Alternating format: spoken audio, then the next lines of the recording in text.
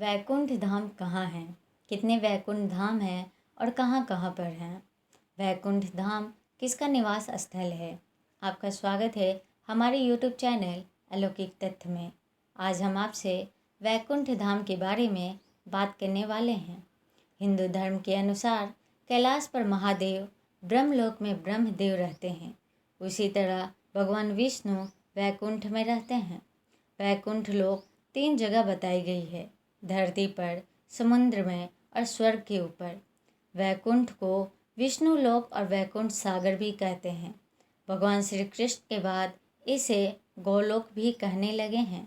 श्री कृष्ण और विष्णु एक ही है, इसीलिए श्री कृष्ण का निवास स्थल भी वैकुंठ है।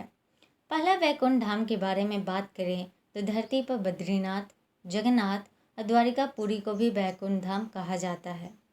चारों धामों में सर्वश्रेष्ठ हिंदुओं का सबसे पावन तीर्थ बद्रीनाथ नर और नारायण पर्वत के बीच में है। भारत के उत्तर में यह मंदिर भगवान विष्णु का दरबार माना जाता है। बद्रीनाथ धाम में सनातन धर्म के सर्वश्रेष्ठ आराध्य देव श्री बद्रीनारायण भगवान के 5 स्वरूपों की पूजा अर्चना होती है। विष्णु के इन 5 रूपों को पंचबद्री के नाम से जाना जाता है। श्री विशाल बद्री, श्री योग ध्यान बद्री, श्री भविष्य बद्री, वृद्ध बद्री और श्री आदि बद्री। बद्रीनाथ के अलावा द्वारिका और जगन्नाथपुरी को भी वैकुंठ धाम कहा जाता है। कहते हैं कि सतयुग में बद्रीनाथ धाम की स्थापना नारायण ने की थी। त्रेता युग में रामेश्वरम की स्थापना भगवान श्री राम ने की थी। द्वापर युग में द्वारिका धाम की स्थापना श्री कृष्ण ने की थी। कलयुग में जगन्नाथ धाम को ही वैकुंठ कहा जाता है। ब्रह्म और सकट पुराण के अनुसार पुरी में भगवान विष्णु ने पुरुषोत्तम नील माधव के रूप में अवतार लिया था। दूसरा वैकुंठ धाम धरती के बाहर बताई गई है। इसे ब्रह्मांड के बाहर और तीनों लोकों के ऊपर बताया गया है। यह धाम दिखाई देने वाली प्रकृति से 3 गुना बड़ा है।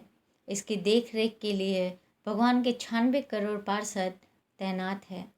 यहाँ श्री विष्णु अपनी 4 पत्रानियों श्रीदेवी, भूदेवी, नीला और महालक्ष्मी के साथ रहते हैं।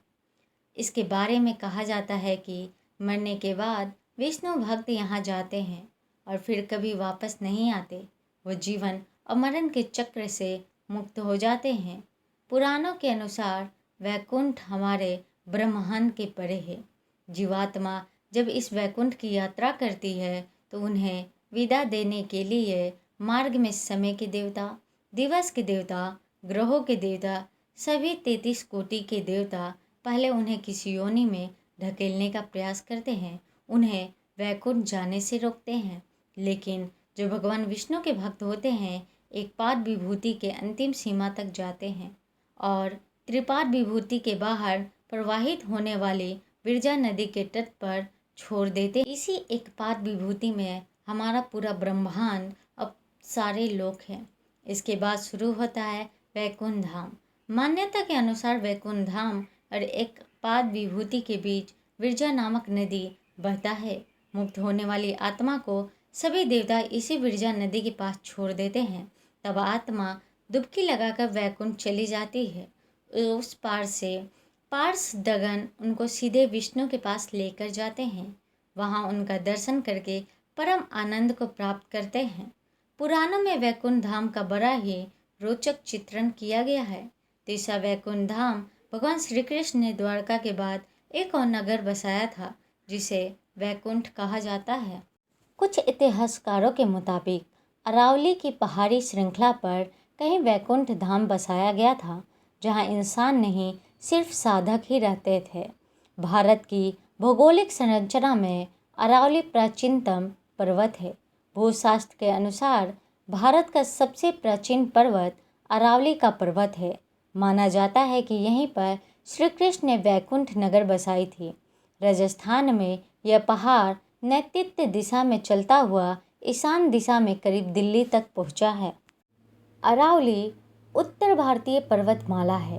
राजस्थान राज्य के पूर्वोत्तर क्षेत्र में गुजरी 560 किलोमीटर लंबी इस पर्वतमाला की कुछ चट्टानी पहाड़ियाँ दिल्ली के दक्षिण हिस्से तक चली गई है। अगर गुजरात के किनारे अर्बुद या माउंट आबू का पहाड़ा उसका एक सिरा है, तो दिल्ली के पास की छोटी छोटी पहाड़ियाँ धीरज दूसरा सिला। आपको ये जानकर कैसा लगा, हमें कमेंट बॉक्स में ज़रूर बताएं।